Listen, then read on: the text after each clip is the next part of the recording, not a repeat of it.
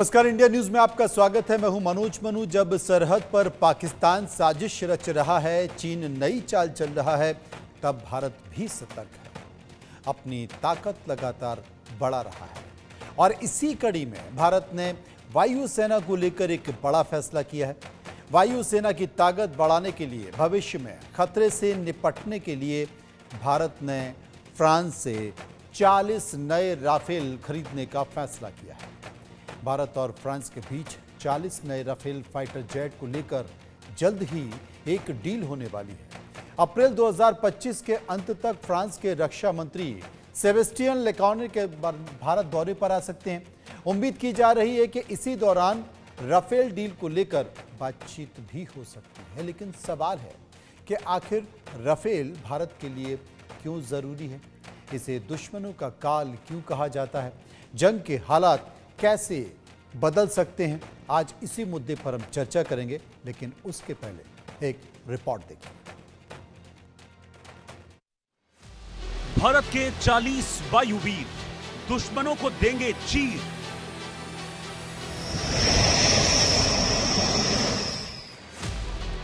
चालीस महाबलियों की उड़ान, चीन पाकिस्तान परेशान।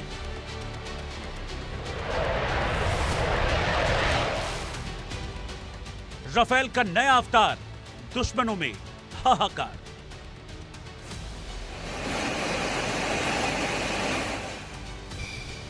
वायुसेना की ताकत बढ़ाने, चीन पाकिस्तान में खलबली मचाने, दुश्मनों की नींद उड़ाने फ्रांस से भारत के स्पेशल 40 फाइटर्स आने वाले।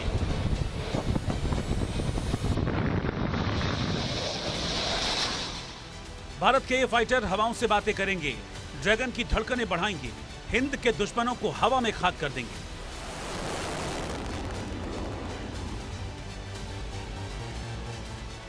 सही सुना आपने, चीन की चालबाजी और पाकिस्तान की बढ़ती साजिश को देखते हुए भारत ने फ्रांस से स्पेशल 40 फाइटर्स को बुलाया है। भारत ने फ्रांस से 40 राफेल फाइटर जेट खरीदने का फैसला किया है। इसे लेकर भारत और फ्रांस के अधिकारियों के बीच बातचीत हुई।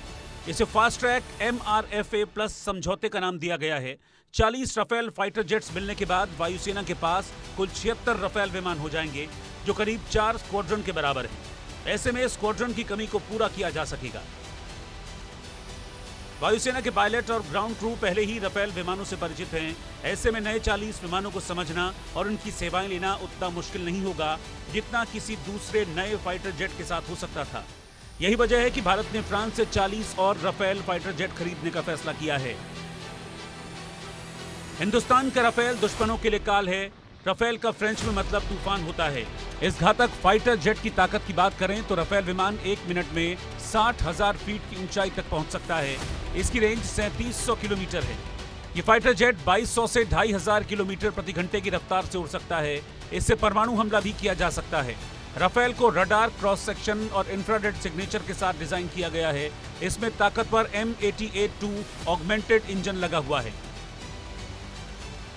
राफेल लीबिया और सीरिया जैसे युद्ध क्षेत्रों में बेहतरीन प्रदर्शन कर चुका है। भारत में LAC पर ऊंचाई वाले इलाकों में भी इस खतरनाक फाइटर जेट ने अपनी ताकत दिखाई है। राफेल के साथ भारतीय वायुसेना का बढ़िया तालमेल बन चुका है। इसीलिए भारत ने एक बार फिर से राफेल फाइटर जेट पर भरोसा दिखाया है। 26 राफेल मरीन के बाद फ्रांस से 40 नए राफेल फाइटर जेट की डील करने का प्लान तैयार किया है। Bureau report, India news.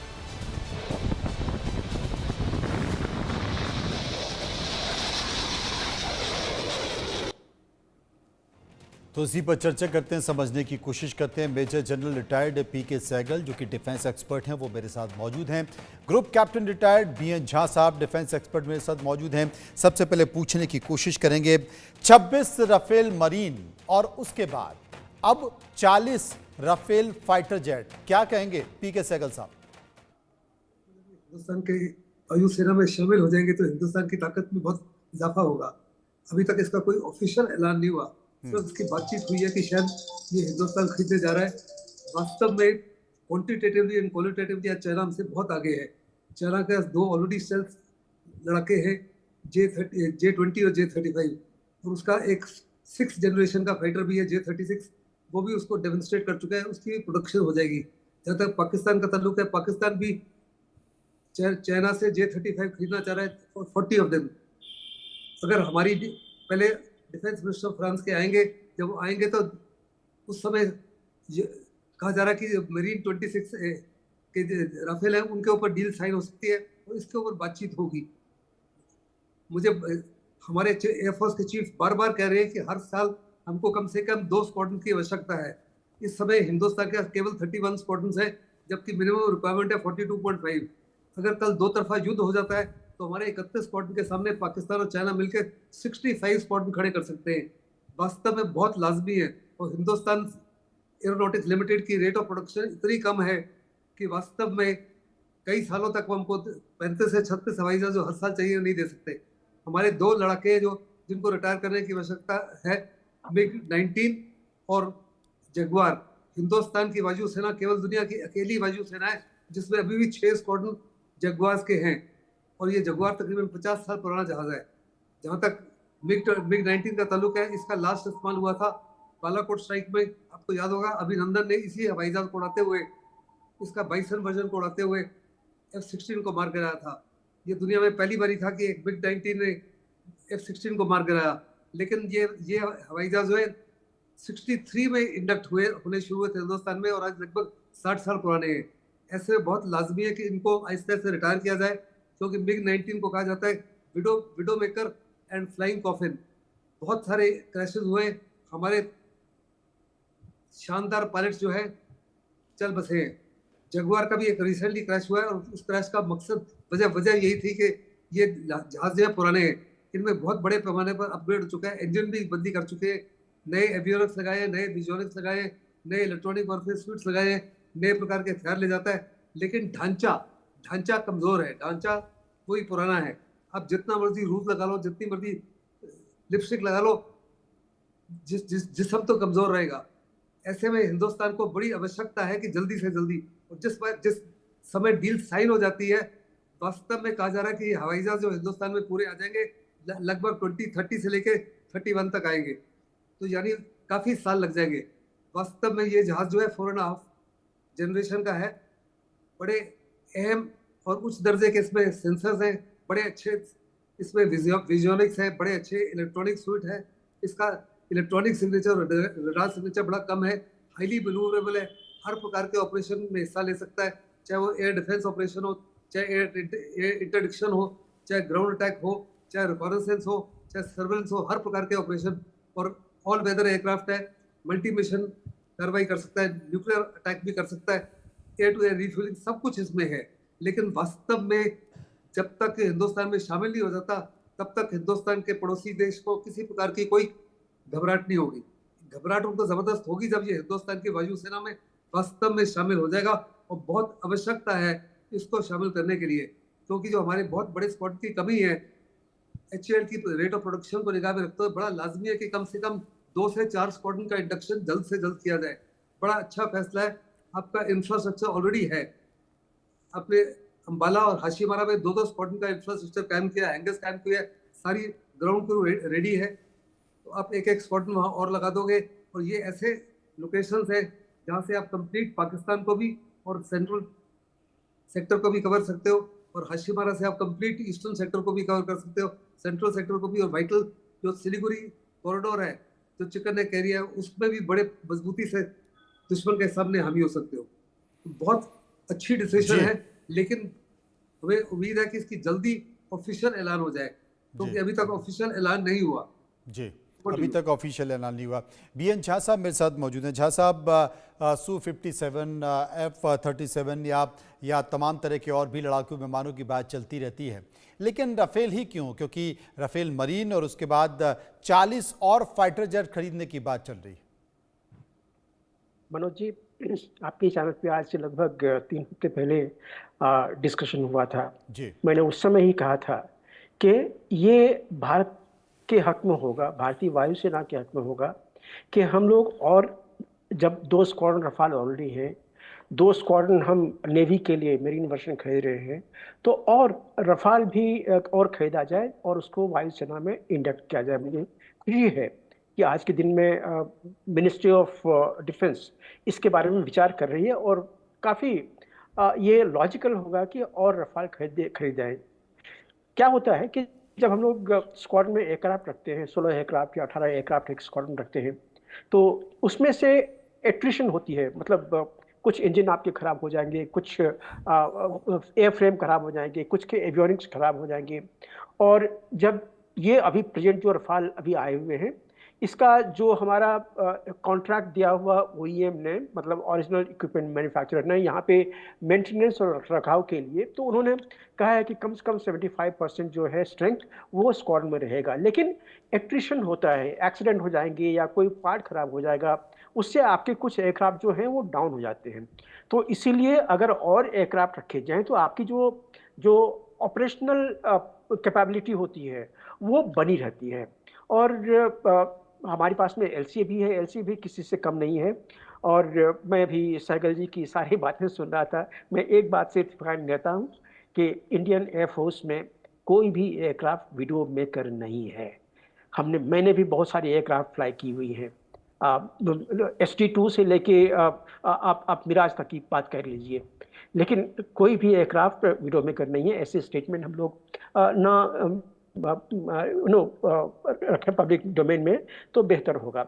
अब ये एयरक्राफ्ट की जो बात कर रहे हैं हम लोग अभी रफाल के, तो इसमें आप जानते हैं कि ये बहुत रॉबस्ट एयरक्राफ्ट है, बहुत स्टेबल एयरक्राफ्ट है। हालांकि फ्लाई बाय वायर इसको कहते हैं, और फ्लाई बाय वायर कोई भी एयरक्राफ्ट बहुत स्टेबल नहीं होती है, वो अनस्टेबल होती है, इंक्लूडिंग हमारा एलसीए, क्योंकि वही एक ऐसी चीज़ है जिसको कि अपने दुश्मन के ऊपर में आउट परफॉर्म करने की कैपेबिलिटी देता है। तो इस एयरक्राफ्ट में सारी चीज़ें हैं, लगभग यही सारी चीज़ें हमारे एलसीए मार्क 1 में भी हैं, 1A में है।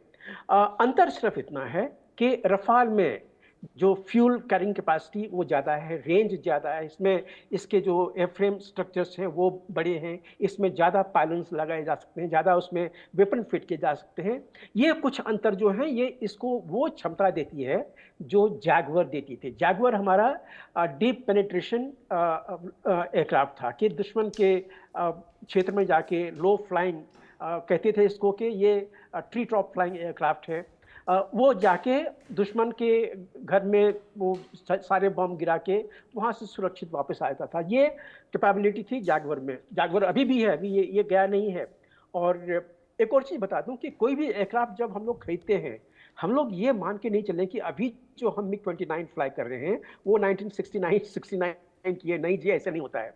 होता ऐसा है कि जब एयरक्राफ्ट लोग खरीदते हैं उन दिनों में कुछ एयरक्राफ्ट सप्लाई होते हैं, और फाइनली जब या तो टीओटी के अंदर में या स्टैगर्ड डिलीवरी जो होती है उसमें ऐसे एयरक्राफ्ट होते हैं कि जैगुआर, हम लोग कहते हैं कि ये इतना पुराना एयरक्राफ्ट है, 40 साल का पुराना एयरक्राफ्ट है। ना जी ना, अभी 10 साल पुराने, 9 साल पुराने जैगुआर एयरक्राफ्ट हमारे पास में है, 9 साल। तो उसकी लाइफ काफ़ी है। तो इसलिए हम ये मान के नहीं चले कि ये 60 साल पुराना है या 40 साल पुराना है, ऐसा नहीं होता है। तो ये जो स्टैगर्ड डिलीवरी सिस्टम होती है इसको हम लोग ध्यान में रखते हैं, और इसीलिए जो जैगुआर आज के दिन में फ्लाई कर रहे हैं, जो MiG-29 आज के दिन में फ्लाई कर रहे हैं, जो कुछ एक बाइसन स्क्वाड्रन तो खत्म हो गई है, सारी ये हो गई है, कुछ एयरक्राफ्ट अभी भी हैं जो हम लोग फ्लाई कर रहे हैं। तो वो एयरक्राफ्ट वो 40 साल पुराने नहीं है, वो कोई 11 साल पुराने हैं, कोई 12 साल पुराने हैं। उसकी एयरफ्रेम की लाइफ है, उसकी इंजन की लाइफ है, उसमें एवियोनिक्स अपग्रेड हुए हैं। तो इसलिए ये मान के नहीं चले, मैं फिर से री एम्फेसाइज करता हूँ कि भारतीय वायुसेना में आज के दिन में कोई भी ऐसा एयरक्राफ्ट नहीं है जिसको आप वीडियो मेकर कह सकते हैं, बिल्कुल नहीं। और हमें फक्र होती है इन सारे एयरक्राफ्ट में बैठने की और इसको फ्लाई करने की। सारे ऑपरेशनल मैनूवर हम इसमें करते हैं। तो वो ये मान के चलें कि ये रफाल जो आने वाला है ये जरूर भारतीय वायुसेना को एडिशनल स्ट्रेंथ देगा, क्योंकि इसमें इसकी जो रेडियस ऑफ ऑपरेशन है वो काफ़ी ज़्यादा है एलसीए के बनिस्बत। तो इसलिए डीप जा सकती है दुश्मन के एरिया में। वो एयरक्राफ्ट आज के दिन में सिर्फ एक मिराज रह गया है, Su-30 रह गया है, और ये अपना जो रफाल है ये रह गया। ये 3 डीप पेनिट्रेशन एयरक्राफ्ट आज के दिन में रह गए हैं जिसकी की ज़रूरत थी। और सबसे बड़ी बात ये है कि जब आप रफाल को ऑपरेट कर रहे हो, ये रफाल जो है, ये रफाल थोड़ा सा अलग है फ्रांस के रफाल से। इसमें इंडिया स्पेसिफिक जो मॉडिफिकेशंस किए गए हैं, मेरे ख्याल से शायद 16 इंडिया स्पेसिफिक मॉडिफिकेशन किए गए हैं, जिसमें कि हमारे जो अभी एग्जिस्टिंग वेपनरीज हैं जो जो MiG-21 में थे, जो जैगुआर में लग रहे हैं, उसको इसमें लगा के हम फ्लाई और ऑपरेट कर सकते हैं। ये बहुत बड़ी चीज़ है। दूसरी चीज़, ये जो रफाल है इसको कॉन्फ़िगर किया गया है कि हमारा जो आज के दिन में एक कमांड स्ट्रक्चर हम एयरफोर्स में भी रखे हुए हैं कि एक कमांड स्ट्रक्चर होता है जिसमें कि एक AWAC early warning and control system, एक एवैक एयरक्राफ्ट आपका एयरबॉर्न होता है, वो लगभग 40 से 50 एयरक्राफ्ट जो आपके 1000-2000 किलोमीटर एरिया में जो फ्लाई कर रहे हैं, सबके साथ में कोऑर्डिनेशन बनाए हुए हैं, सबको बताए हुए हैं कि आपका एनिमी एयरक्राफ्ट कौन कौन सा कहाँ पे है, आपको किसके ऊपर में एक्ट करना है। तो ये जो रफाल है इसको उसके लिए भी कॉन्फ़िगर किया गया है। यहाँ तक कि अभी जो हमारा सैटेलाइट नेविगेशन शुरू हुआ है, सैटेलाइट नेविगेशन और सैटेलाइट कम्युनिकेशन, उसके लिए भी कॉन्फ़िगर किया गया। तो इसलिए ये काफ़ी जायज़ है कि वरना कि किसी और एयरक्राफ्ट में फिर से इंडिया स्पेसिफिक मॉडिफिकेशन को लेके जाएं, जिसके लिए हमें मिलियंस ऑफ डॉलर्स वो फिर उनको देना पड़ेगा उसके डिज़ाइन डेवलपमेंट के लिए। तो ये रफाल एयरक्राफ्ट ऑलरेडी टेस्टेड है, हमारे पायलट्स फ्लाई कर रहे हैं। रफाल में एयरफोर्स हो चाहे रफाल नेवी हो, ट्रांसफ़र लगभग बराबर हो जाता है। रफाल नेवी, मेरिन और एयरफोर्स में लगभग 20% जो उसके हार्डवेयर हैं वो थोड़े से अलग हैं, लेकिन इंटर ऑपरेबिलिटी रहती है कि कुछ चीज़ें जो हमारे एयरफोर्स के सिस्टम में हैं वो नेवी के सिस्टम भी हैं, वही जो सिस्टम्स हैं उसमें जा सकते हैं। तो अगर कभी मान लीजिए चाहे वो हमारा INS विक्रांत हो या विक्रमादित्य हो, अगर किसी में 12 एयरक्राफ्ट में से अगर मान लीजिए 3 या 4 के सिस्टम्स कुछ खराब हो जाते हैं या उनको रिप्लेसमेंट करने की जरूरत पड़ती है, तो एयरफोर्स के जो ये सिस्टम्स हैं ये इमीडिएटली जाके 1 in 1 वो फिटिंग करके वो जो एयरक्राफ्ट है वो ऑपरेशनल हो जाता है। और हम तो आपके चैनल पे बात कर ही चुके हैं कि इस रफाल एयरक्राफ्ट में बहुत सारी चीज़ें ऐसी हैं जो स्टेट ऑफ द आर्ट है। इसमें एक होता है कि hands on throttle and control, मतलब जो आपका पायलट का 2 हाथ है वो एक थ्रॉटल पे है और एक कंट्रोल स्टिक पे है, और उसी में सारे ऐसे स्विचेज हैं कि आप पूरा का पूरा ऑपरेशन कर सकते हैं। कहीं और आपको हाथ उठा के किसी टाइम में किसी जगह में छूने की जरूरत नहीं है। आप चाहे आप एक्सेलरेशन में फ्लाई कर रहे हो या ऑपरेशनल फ्लाई कर रहे हो, तब भी वो जो स्विचेज हैं आपके फिंगर टिप पे हैं, उसको आप ऑपरेट कर सकते हैं। तो वो है। दूसरा होता है HUD, हेड ऑफ डिस्प्ले, वो है। और उससे बड़ी चीज़ डैश है, डिस्प्ले एंड साइटिंग हेलमेट, जिसमें कि आप सिर्फ अपना सिर घुमा के एक दुश्मन के एयरक्राफ्ट को देख लीजिए, उसमें एक क्रॉस मार्क लगा हुआ है, उसको वहां कीजिए, स्विच दबाइए, आपका मिसाइल यहां से जाएगा और दुश्मन के एयरक्राफ्ट को ध्वस्त कर देगा। तो ये सारी चीजें जो हैं ये इस एयरक्राफ्ट में, तो इसलिए काफी रॉबस्ट एयरक्राफ्ट है। ये चीन के कंपेयर का जो हम कहते हैं कि उनका 5th जनरेशन एयरक्राफ्ट, ये 5th जनरेशन एयरक्राफ्ट नहीं है, ये 4th जनरेशन एयरक्राफ्ट है। इसके सिग्नेचर हमारे जो रेडार हैं उस पे आते हैं, लेकिन इस तरह से उसको स्ट्रीमलाइन किया गया है कि कम से कम इसके सिग्नेचर मिले। ये फायदा हमारे LCA में है। LCA ऑफन कई लोग उसको मिस कर जाते हैं, उसको रेडार पे आइडेंटिफाई करने के लिए। तो ये सारी कैपेबिलिटी आज के दिन में है।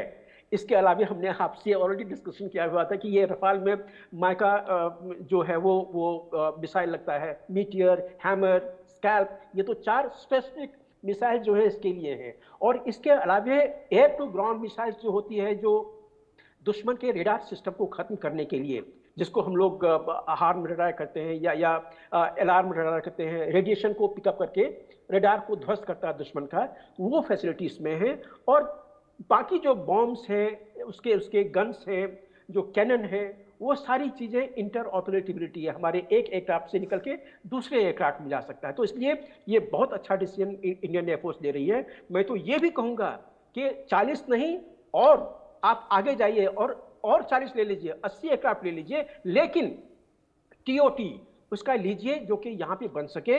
फिर उसके बाद जब यहाँ पे बनने शुरू हो जाएंगे उसके कंपोनेंट्स, उसके सिस्टम्स, उसके सब सिस्टम्स, तो आपका जो एक वो जो सप्लाई चेन होता है स्पेयर्स का, वो हमेशा आपके लिए लाइव रहेगा। और फिर ये एयरक्राफ्ट जो 30 साल का इसका कॉन्ट्रैक्ट होता है, 30 से 35 साल का, वो 30 से 35 साल तो चलेगा ही चलेगा, उसके बियॉन्ड भी इसके जो सिस्टम सब सिस्टम्स हैं, एवियोनिक्स हैं, किसी और जगह में काम कर सकते हैं। तो ये बड़ा अच्छा कदम है भारत सरकार ले रही है। मैं मानता हूं कि ये शायद वर्कआउट हो जाएगा, लेकिन याद रहे जिस दिन ये साइन होगा उसके लगभग 5 से 6 साल बाद वो एयरक्राफ्ट आएंगे यहाँ पे। हमने वो देख लिया है जब हमने G2G एयरक्राफ्ट लिया था, रफाल का जो 36 एयरक्राफ्ट लिए हैं, इसको आने में 5 साल लग गए थे। तो ये टाइम लगेगा, और इस टाइम में हमारा LCA Mark 1A ऑलरेडी बन रहा है, Mark L2 ऑलरेडी प्रोटोटाइप बन चुका है। हम AMCA के साथ में आगे बढ़ रहे हैं। AMCA हमारा 5th जनरेशन या 6th जनरेशन एयरक्राफ्ट, ये दोनों होगा। AMCA के ऑलरेडी प्रोटोटाइप बन चुके हैं, जो एक्चुअल जो स्केल में जो उसकी प्रोटोटाइपिंग होती है वो ऑलरेडी बन चुकी है। तो इंडियन एयरफोर्स या भारत सरकार आज के दिन में राइट ट्रैक पे है। स्क्वाड्रन की कमी थी, इसलिए रफाल आ रहा है, एडिशनल रफाल आ रहा है, लेकिन इसको आने में टाइम लगेगा। लेकिन ये आप हमारे जो पहले के 2 स्क्वाड्रन थे उसमें जो एट्रिजन होगा, कोई एयरक्राफ्ट खराब हो जाएगा या कोई एयरक्राफ्ट अगर मान लीजिए आउट ऑफ वर्क हो गया है, तो उसको रिप्लेस करने के लिए इमीडिएट जो है वो सॉल्यूशन होगा। जी, PK सहगल साहब मेरे साथ मौजूद हैं। सहगल साहब, चाहे वो सू की बात करें या फिर एफ सीरीज की बात करें, ये जो विमान खरीदेंगे इनका बजट बहुत ज़्यादा है। अब जैसे मरीन रफेल मरीन का सौदा हुआ तो 63,000 करोड़ के आसपास 26 रफेल मरीन आपको मिलने वाले हैं, और अब 40 की बात रफेल की चल रही है। तो कुल मिलाकर आपको ये भी देखना पड़ेगा कि आपका बजट कितना है, जितने आपकी चादर है उतने ही फिर पैर फैलाए जाए। देखो, जो आपने पहले 36 खरीदे थे वो 59,000 करोड़ के थे। अभी जो मरीन वाले खरीदे हो वो 63,000 करोड़ के 26 आ रहे हैं, क्योंकि उनमें काफी चेंजेस हैं। उनके विंग्स को फोल्ड किया जा सकता है, क्योंकि एयरक्राफ्ट कैरियर तो उतनी जगह नहीं होती, इसलिए उनको फोल्ड करके उनको अंडरग्राउंड हैंगर में रखा जा सकता है। इंटरऑपरेबल है। सबसे बड़ी खुशी की बात जो है, आपके पास ऑलरेडी इंफ्रास्ट्रक्चर कायम है, आपके पास ग्राउंड क्रू कायम है, ग्राउंड क्रू ऑलरेडी ट्रेंड है, पायलट्स ऑलरेडी ट्रेंड है। पायलट की ट्रेनिंग हिंदुस्तान के अंदर ही हो सकती है, ग्राउंड क्रू की ट्रेनिंग हिंदुस्तान के अंदर ही हो सकती है। अगर आप कोई और लड़का खरीदते, रशिया का Su-57 वगैरह खरीदते, तो आपको दोबारा एक नया सिस्टम तैयार करना पड़ता है, नए पायलट तैयार करने पड़ते हैं, नया इंफ्रास्ट्रक्चर तैयार करना पड़ता, नया ग्राउंड क्रू तैयार करना, नए स्पेयर पार्ट्स करना। और इससे make in India transfer of technology 100% government of India insist करेगी। तो ट्रांसफर टेक्नोलॉजी के बाद में आपकी सप्लाई चेन की डिपेंडेंसी जो फ्रांस के ऊपर है काफ़ी ज़्यादा कम हो जाएगी, और आपको एक किस्म से बहुत ताकत मिलेगी। वास्तव में मैं खुद फ्लाइंग में रह चुका हूँ, मैं आर्मी एविएशन का one of the founding fathers हूँ। मैं 10 से 12 साल हवाई जहाज चलाए। लड़ाई के समय आपकी अगर 75% सर्विसेबिलिटी हो तो बहुत अच्छी गिनी जाती है, इसीलिए बहुत लाजमी है। मेरे मुताबिक कम से कम 4 स्क्वाड्रन की और आवश्यकता है, लेकिन फॉर द टाइम भी अगर 2 स्क्वाड्रन खरीदे जा रहे हैं तो at least it's a good beginning. जो AMCA की बात की है, HAL ने कहा है कि AMCA को 2035 से पहले इंडक्ट करना इज नॉट अ पॉसिबिलिटी। वास्तव में वो कहते हैं कोई भी नया सिस्टम जो है उसको बनाओ तो इवन एडवांस देश जो है, अमेरिका वगैरह भी, फ्रांस वगैरह भी, जर्मनी वगैरह भी, या यूरोप फाइटर बनाते हैं, उनको भी कम से कम 8 से 10 साल लगते हैं। इसलिए कम से कम 2035 तक उस गैप को क्लोज करने के लिए बड़ा लाजमी है। फिर ये हवाई जहाज जो है, जैसे कि ग्रुप कैप्टन झा बोल रहे थे, अनेकों किस्म के मिसाइल ले जा सकता है, और वो मिसाइल जो है बहुत ज़्यादा काबिल है। As far Meteor missile is concern, उसकी रेंज जो है, जो air to air joint visual range है, पाकिस्तान के जहाज़ों से बहुत ज़्यादा है। पाकिस्तान का मैक्सिमम रेंज 80 to 100 किलोमीटर है, इसकी 200 किलोमीटर है। फिर जो स्कैल्प मिसाइल है, स्कैल्प मिसाइल की रेंज जो बहुत ज़्यादा है, बिना बॉर्डर क्रॉस किए अगर आपको बालाकोट में स्ट्राइक, बिल्कुल आपने सही कहा, क्योंकि तमाम सारी खूबियां, और ये वो खूबियां हैं जो बताती हैं कि राफेल कितना महत्वपूर्ण है, इसलिए भारत सरकार इस पर गौर कर रही है। लेकिन जैसा कि झा साहब ने बताया कि G2D होने के बाद कम से कम 5 साल आपको लगेंगे इन विमानों को आने में, इस बात का ध्यान रखिएगा। लेकिन इंतजार करते हैं। बहुत बहुत शुक्रिया आप सहगल साहब का, शुक्रिया हम करेंगे झा साहब का, जो विस्तार से राफेल को लेकर चर्चा कर रहे थे, उसकी खूबियों को लेकर चर्चा कर रहे थे। रुकेंगे यहाँ पर कुछ पलों के लिए, वापस आएंगे तो मैं आपको सीधे लिए चलूँगा बांग्लादेश के, लगातार बांग्लादेश की ओर से भारत में किस तरीके से अशांति फैलाई जा रही है पश्चिम बंगाल में, उसकी ज़मीनी रिपोर्ट।